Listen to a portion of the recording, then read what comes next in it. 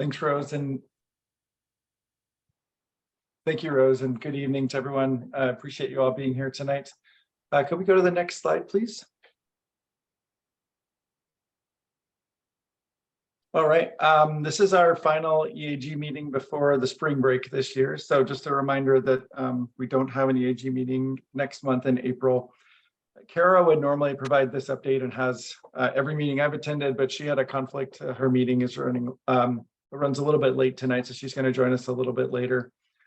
From our last meeting, we only had a couple of action items. One of them is kind of long, though. So the first one of the Climate Commitment Act, we had 4 EAG members that volunteered to support that. And I want to ask if Wendy could just provide a quick update on the progress of that group and what they're working on. Yeah, thanks, Ray.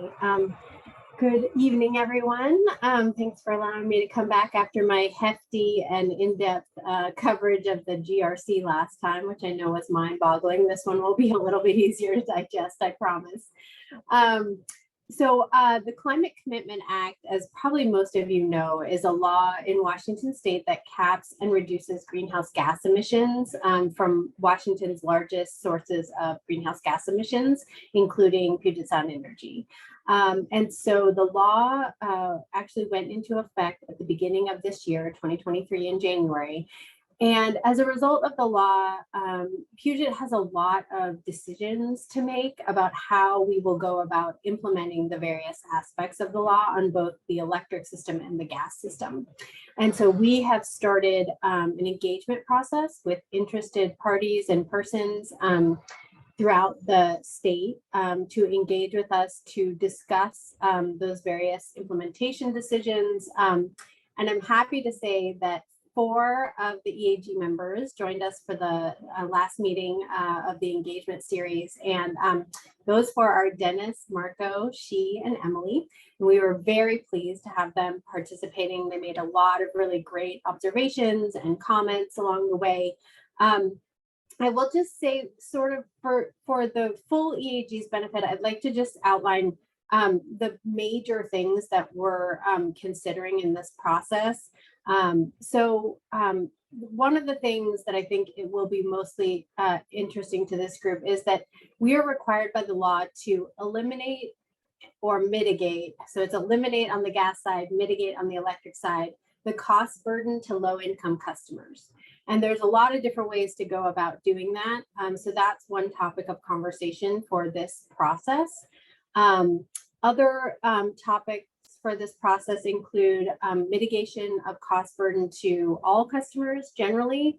And then lastly, there are some provisions in the law that would allow Puget to also do projects that reduce long-term carbon emissions, and then also though benefit small business and residential customers.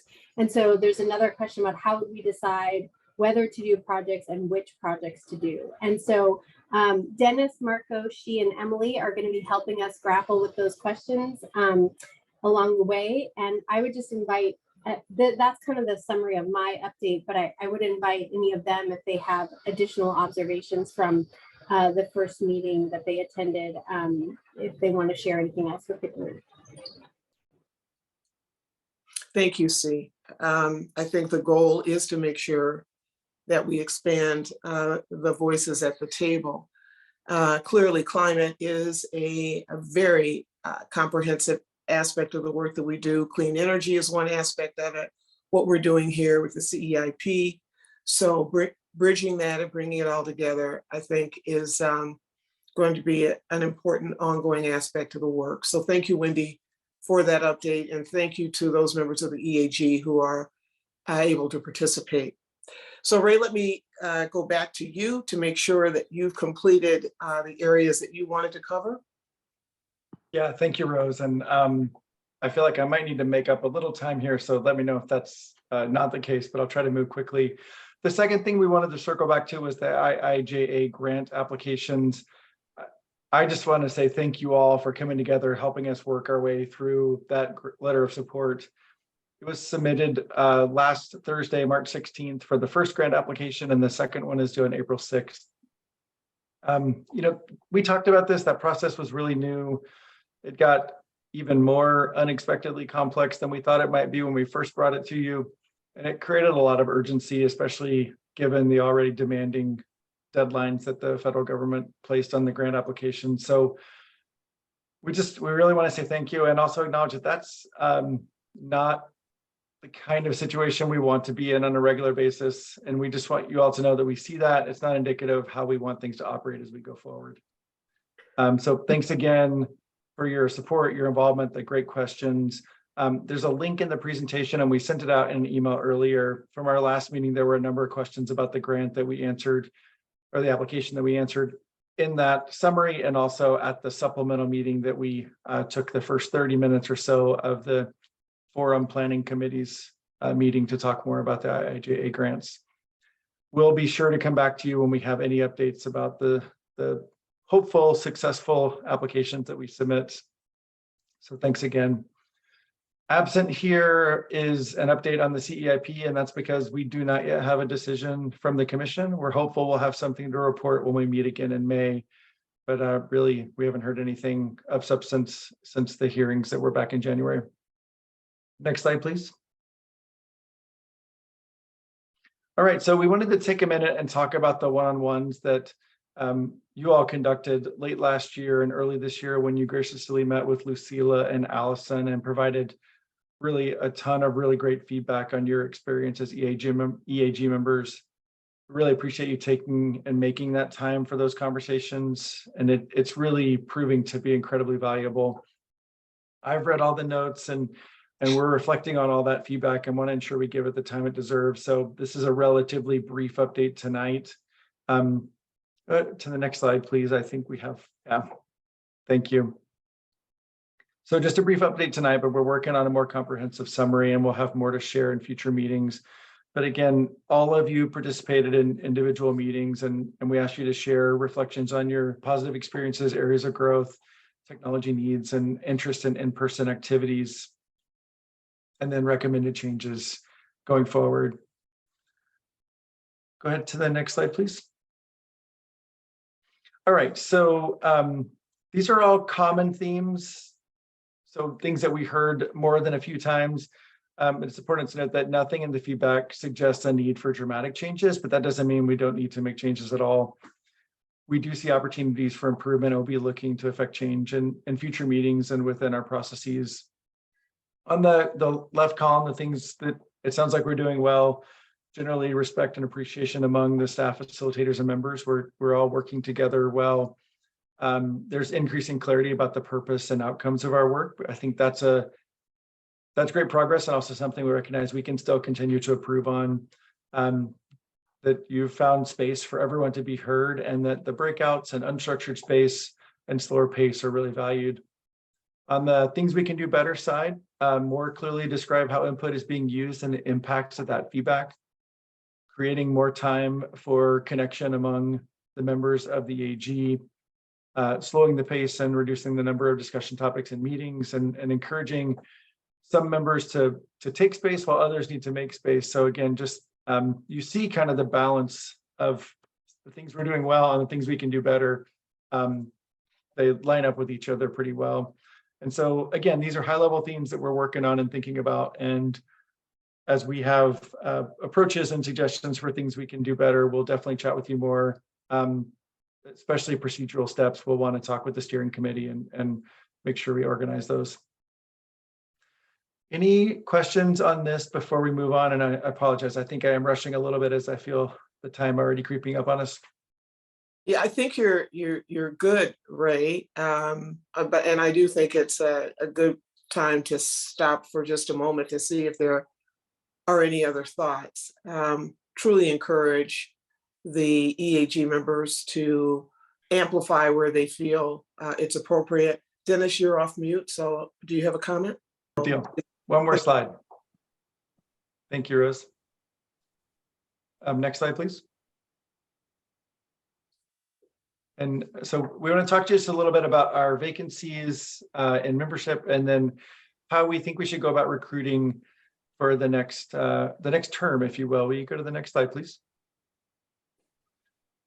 So we have up to 4 vacant seats with the departures of Susanna earlier, or sorry, late last year, then Brenda and Heather most recently. And then within the last week or so, we were also notified that Teresa would not be renewing her term. So that makes 4 members that we're losing at the start of this year. So that leaves us with some geographic and interest gaps in terms of geography. Kittitas, Thurston, and Kitsap counties. Kitsap was an existing gap, if you will. And then in terms of interest, we're looking at members of tribes, labor, housing diversity, and immigrant communities.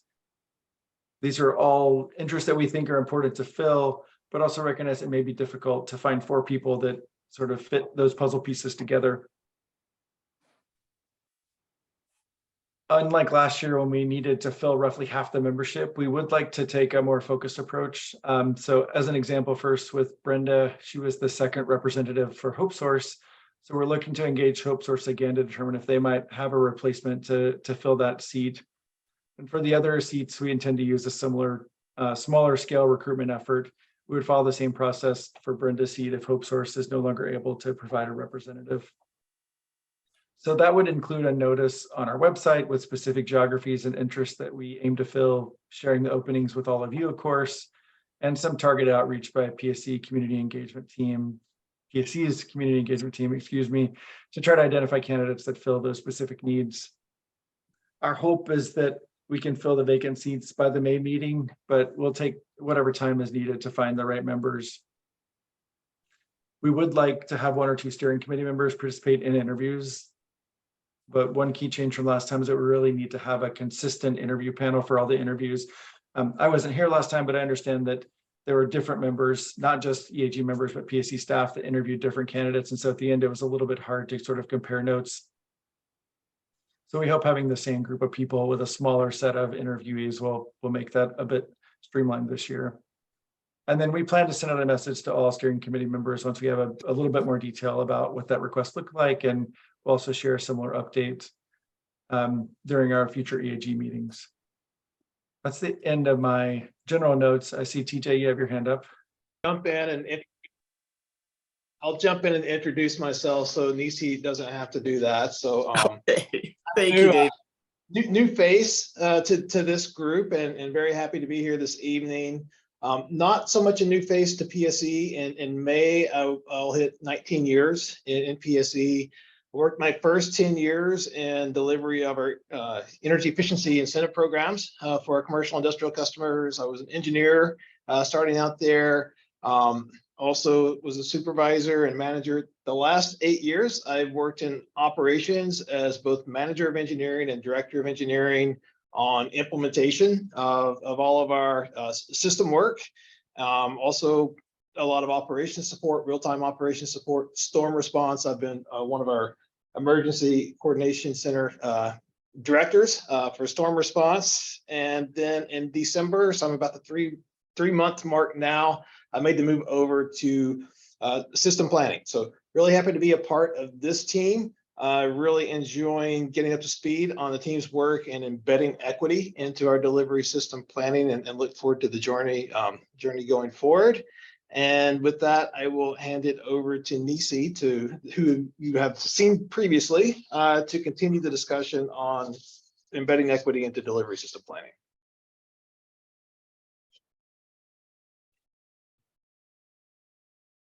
Off mute. Okay, thank you. And next slide, please. So you may or may not remember, I visited you guys last November and talked to you about the delivery system planning. And just as a refresher, delivery system planning is, when we think about the delivery system, it's our network of pipes and wires that deliver power and natural gas from the sources to the customers, or or to the customer meter. It includes both distribution and transmission. The system represents most of our infrastructure, and we have a requirement to maintain it.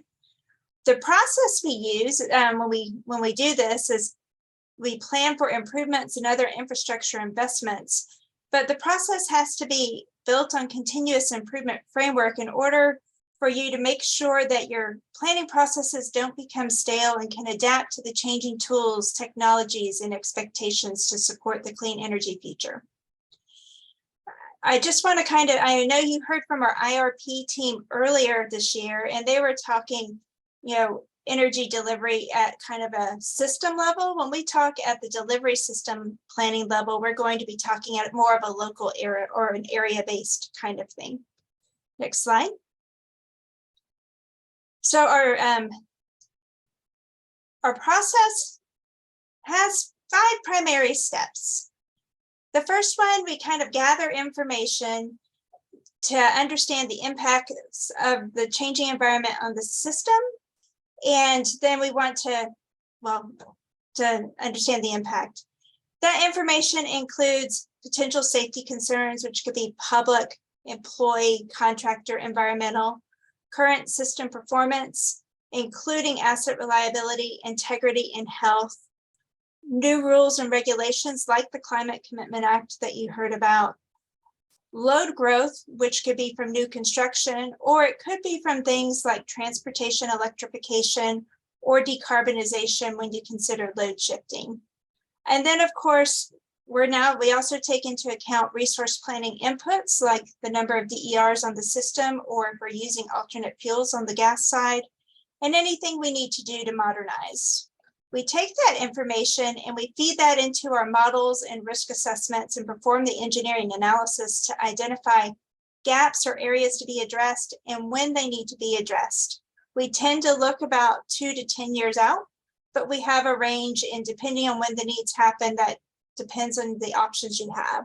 The second step is we look at alternatives, and those alternatives may include reducing load through energy efficiency, demand response, and eventually fuel switching and time of use rates, evaluating new energy sources like a substation or a distributed energy resource, exploring customer partnerships, or building and replacing infrastructure. And depending on, as we're looking at that need and what needs to happen and that timing, we may end up doing several of these to kind of address a particular area.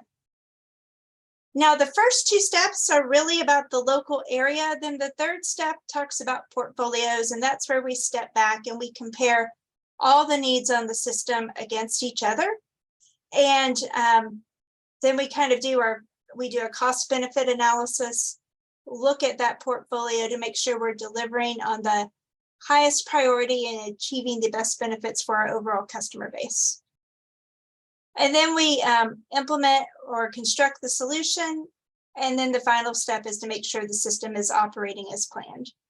And that's kind of it in a nutshell.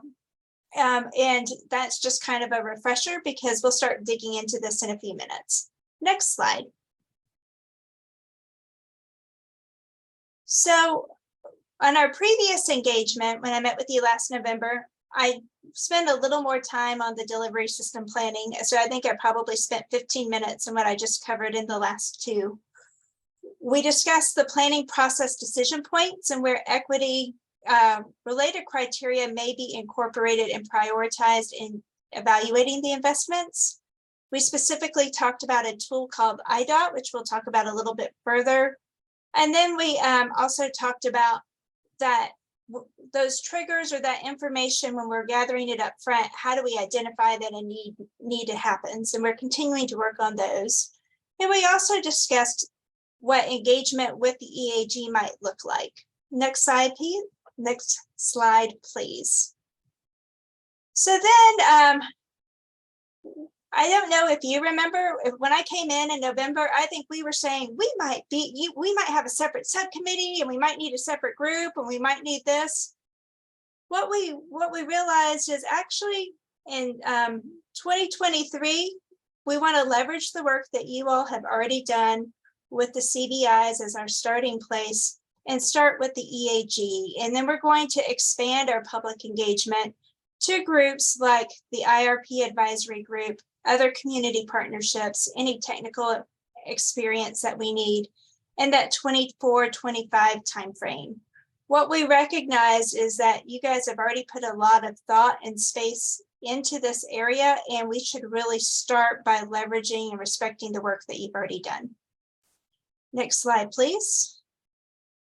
So that feeds right into when we thought about, well, what do we want to do? Well, for 2023, we want to take our first step of embedding equity into our project selection for our 2025 portfolio. So remember, I told you I kind of start looking 2 years ahead. So for this summer, when I'm looking at my projects, I want to be able to embed something. So we're going to leverage this, so we started with, so it needs to be something that we can do in the next 2 to 3 months and make progress. We are engineers and we can get into that analysis paralysis, so we don't want to do that, right? We want to make sure that it's something that's straightforward and transparent. And we want to know that we're going to not get it right the first time, but we're going to do no harm, and we're just going to get better with feedback and as we kind of continue to learn and grow and as we approach this. Those objectives in mind, our approach is to leverage the work on the customer benefit indicators. A lot of definition has already been created around that. We want to evaluate the current processes and identify any systemic biases that might be in there and work to eliminate them. Last time I talked about the use of customers and customer complaints and how we thought that it seemed like a good factor, but then we realized when we analyzed who was complaining that we were accidentally doing something that we weren't intending to do. So we have done something about that. We want to continue to engage externally and solicit feedback and iterate as needed. Next slide, please. So this was our this is our selection process. So in order to be able to compare the different projects against each other, we use this investment decision optimization tool, or IDOT. This is something that we have been using for the last 15 to 20 years. We have vetted it with the UTC. But like I said, we didn't necessarily look at it with the equity lens on. And so the question that I asked you guys before and what we want to talk about today is our approach and how we want to embed equity into this decision.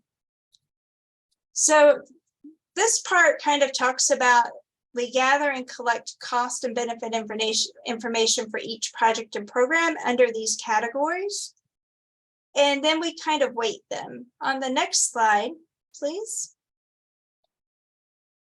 We kind of are this is what we were thinking. When I came last year, I think we were thinking we would take each one of those categories in purple on the left, and we would try to embed equity in each one of those. Well, after doing further research and starting to look at this, we started researching distributional equity analysis and how we might change the categories. And we realized it would be actually better to start with an equity overlay. So it would be, we would do our cost benefit analysis, and then we would lay the CBIs over on the right. Most of the distributional equity analysis research tends to prefer doing it this way and cautions against embedding it in the cost benefit analysis. In addition, we're able to follow the same process as the CEIP is for weighting, that we would have equivalent values across, and then we can break it into more and learn more as we need to. Next slide, please.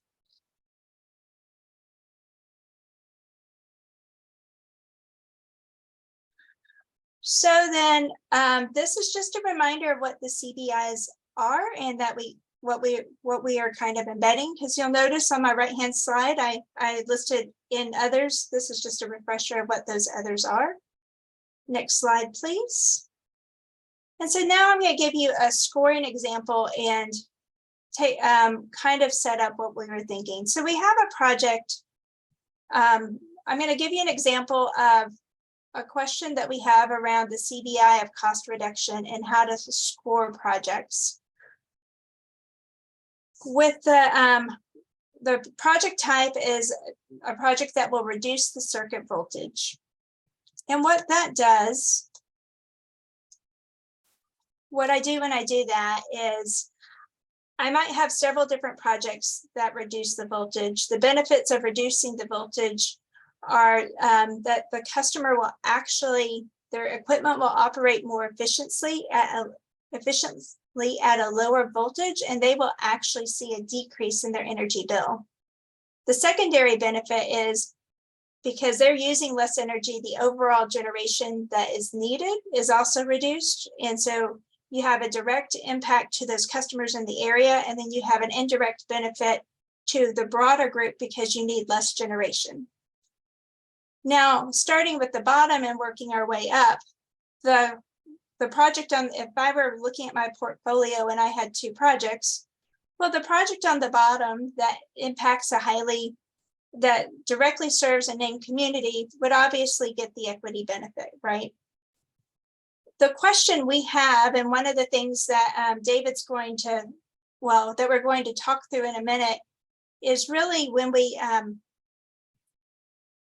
if we have a project in an area that really doesn't have necessarily that much of a named community, so they have no highly impacted community members, and maybe they have low and medium vulnerable populations, some place like a Mercer Island, would you actually still let them score the equity because it does lower the overall energy need?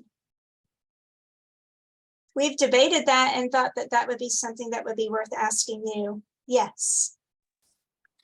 Thanks, Rose. I'm going to try to move through my slides quickly. So we're going to introduce you to a couple new folks tonight before we get into the discussion. So next slide, please. Really quick, you saw this at our last meeting. This just identifies the timeline for our update to the P2 plan, public participation plan. It's due on May 1st of this year, and then May 1st of every odd number year into the future, in alignment with our CEIP planning sequence. So P2 plan due in May with either a new CEIP or a biennial update due the following November. Next slide, please. All right, you also saw this slide last time. Some objectives for our planning efforts this time around is refining our tactics and approaches based on your feedback. That's what we're here to talk about tonight. Address any regulatory guidance that we may get from the CEIP decision, assuming that comes before the plan is due. We want to incorporate our overlapping activities, and we'll talk a little bit about that tonight, but it is engagement to support the biennial update. It's engagement to support new programs and services, and it's engagement to support customer awareness. 2 of the 3 we're going to talk to more specifically tonight. The middle one you've heard about through other work with, for example, the DER program, distributed resources programs that came and talked to you a couple of meetings ago and have visited a few times. Understanding customer and name community, clean energy awareness, and then develop and expand our metrics so we can track and evolve our progress. Next slide, please. All right, so last time you had 1 slide, and actually we took it out, and I wish we had it back in here just in the interest of time. So I'm not going to go through this in detail, but when we go to the Q&A and to the feedback section, we can resort back to this. But we had 6 goals: building trust and relationship within named communities, building customer education and awareness. That is that we're going to talk specifically about that bullet in a couple of slides. Next slide, please. Share information and be transparent in doing so. Continue to work with our advisory groups. 1 more slide.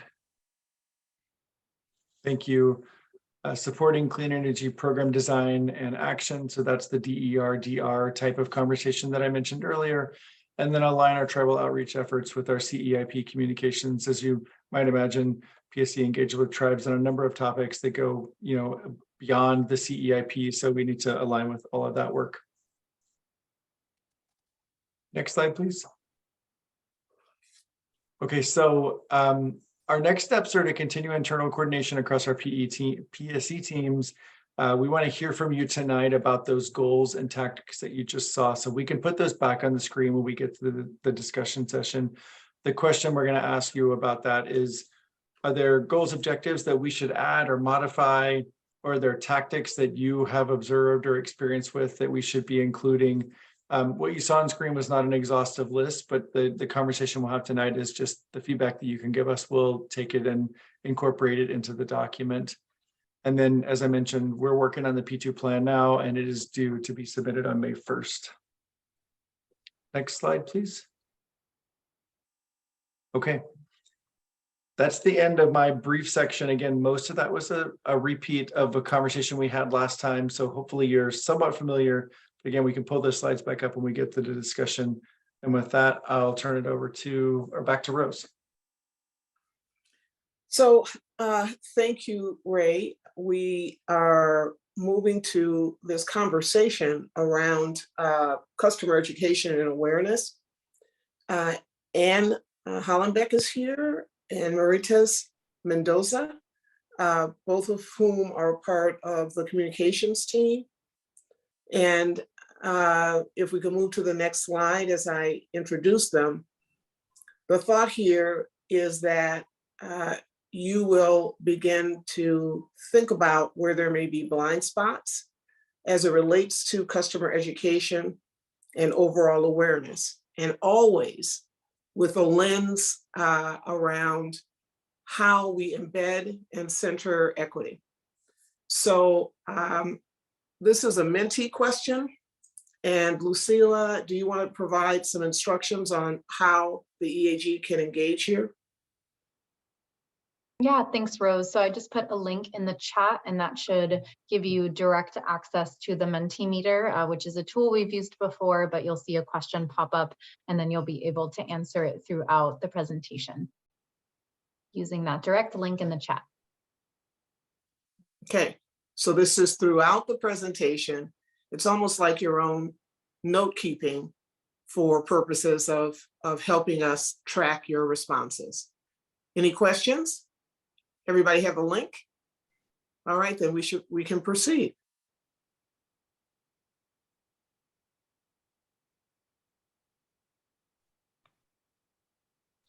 Thanks, everybody. Thanks, Rose.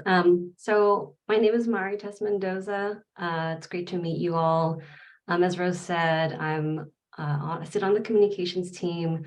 I'm a supervisor of this CEIP customer education and awareness program that we're getting off the ground. Fairly new to this role, about almost 2 months in, but I've been at PSE for about 3 years. And is also my co-pilot, both designing this program and on this call. And I'll let her introduce herself as we tag team on these slides. But in the interest of time, I might just kind of dive in here. So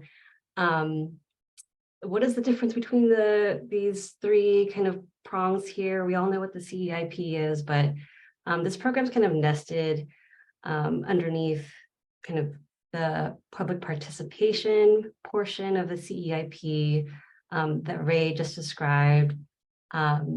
Whereas the P2 plan kind of offers opportunities for all customers and community members to be involved with the CEIP and engages kind of the wide kind of array of interested parties, including the EAG, all electric customers, and PSE advisory groups. The CCEAP, which is this program, specifically focuses on engaging customers in communities who are within the highly impacted communities and vulnerable populations categories. And it really is trying to address information barriers and concerns of those audiences. And so this portion is providing the education about the energy system and related technologies, benefits and opportunities for customers to participate. And again, specifically focused on named communities. So as you can see, it's only kind of one of many tactics of the P2 plan. Next slide, please. You can kind of read this quote, but it's really emphasizing that this program really came out of the first EAG, that process. We heard that it was really important for customers to get this education around clean energy and clean electricity and bring named communities along as we go. Next slide, please. Okay, so what and why and what is the CCEAP? Again, I'll just note that kind of we're 2 months into this, and so we're coming to this group pretty early on, wanting kind of feedback, but what we've kind of put together so far around our mission is to, again, educate customers about the clean electricity transition, and really promote kind of that two-way conversation between named communities and PSE, and really want to make that kind of information and communication loop and build that into the education program. And so we'd like to educate customers by meeting customers where they are with useful and engaging information, empowering customers and communities, especially those who bear the highest energy burdens and experience critical barriers, and help them to make informed decisions about their energy use.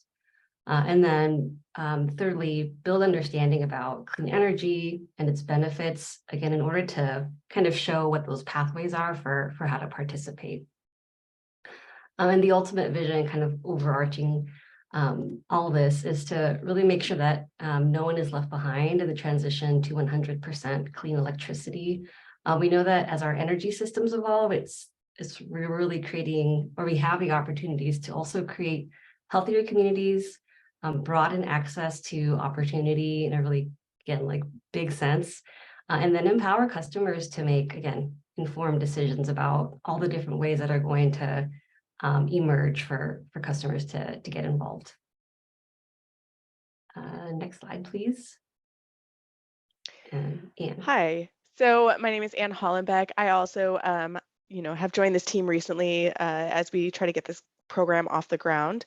I just wanted to highlight that we are starting from a place of working based off of what we have done with communities, with PSE's history. So on this slide, I've highlighted a few things that, just a couple of examples. This isn't all encompassing. This is just a few examples of ways that we've engaged our named communities in the past with our multicultural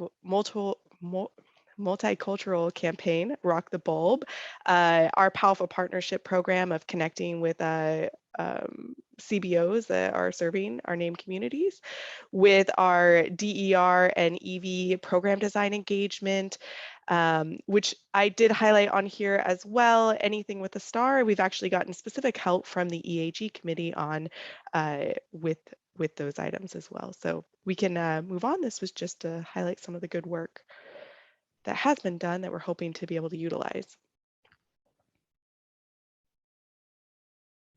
And to just kind of dig into some of the takeaways, as Anne and I have kind of taken a look at some of those past work and really existing work too. Oh, next slide, please. Right. Wanting to just highlight a few of our takeaways that some of which, we're already implementing and some of which we take as kind of guiding principles as we, start to create this program and get it off the ground. A lot of these are centered around how to build trust, because we know that for folks in these communities, that is one of the hugest barriers. So just kind of some of the big takeaways: curating content and messaging by audience, and understanding that different audiences have different needs and being responsive to those. Whenever possible, co-creating content with community partners to be accessible and culturally relevant. So that also includes transcreating and translating materials, but I don't think it, necessarily ends there. Offer customers ways to learn from each other and from trusted messengers, knowing that, again, that might not be PSE, but it could be someone else in the community. Offer experiential learning opportunities. I think a good example of how we've done this, and it has really worked, is with electric vehicles, kind of ride and drives, even we've just seen that when customers and communities have the opportunity to kind of touch and feel like these clean technologies, that it kind of demystifies it for them. And so, how do we kind of replicate those opportunities into other areas around clean electricity? And then finally, digital tactics are not enough. We know that for sure for this campaign, that we're going to have to explore other channels. including radio, print, like print mail, partner channels, and then kind of outreach through in-person connections and events. So we really kind of have those as our, I think, centerpieces for this campaign as a starting point. Next slide, please.